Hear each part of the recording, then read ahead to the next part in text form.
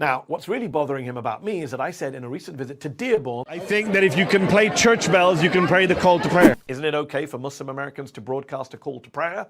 I mean, let me add right now, within reason, of course, and in accordance with all local sound and noise ordinances. But Matt went nuts and said Christianity built this country. Islam did not at all in even the slightest way. That's why we can have our church bells. To which I responded, 1 in 3 of the slaves who built this country were Muslims. They were here long before the Walsh family arrived. You'd know that if you'd studied history, but I know MAGA has an issue with studying.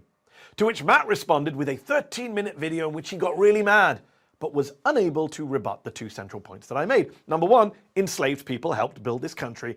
And number 2, perhaps up to 1 in 3 of those slaves were Muslims. Matt can't rebut that because it's true, according to historians, according to the African American History Museum, according to the US State Department. Muslim slaves are a historical fact. As his boss Ben Shapiro has famously declaimed, facts don't care about your feelings, Matt. It's not my fault if they didn't teach you about slavery in high school.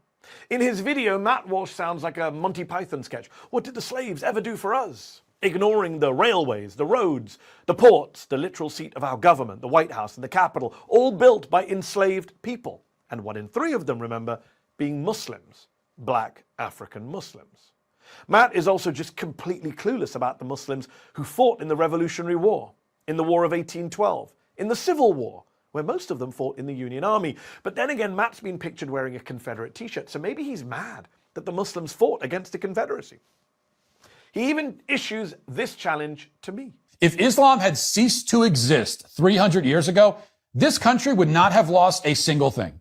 There is not a single good thing about our country that we would not have if not for Islam. And if you doubt that, then go ahead and give me an example of the great gift that Islam has given to this country since its founding. Has he never heard of the Golden Age of Islam, which helped fuel the Renaissance and the Enlightenment in Europe, which of course then helped produce the American founding fathers? Has he ever gotten off of the internet and read a book? But look, I'm happy to fill the gaps in his education. He asked me to explain what Islam or Muslims have done for America. I mean, the black Muslim slaves aside, more recently, how about the planning of the moon landings? That was a Muslim American scientist and immigrant. How about the science behind modern skyscrapers? That was a Muslim American engineer and immigrant. How about brain tumor treatment? That was a Muslim American neurosurgeon and immigrant.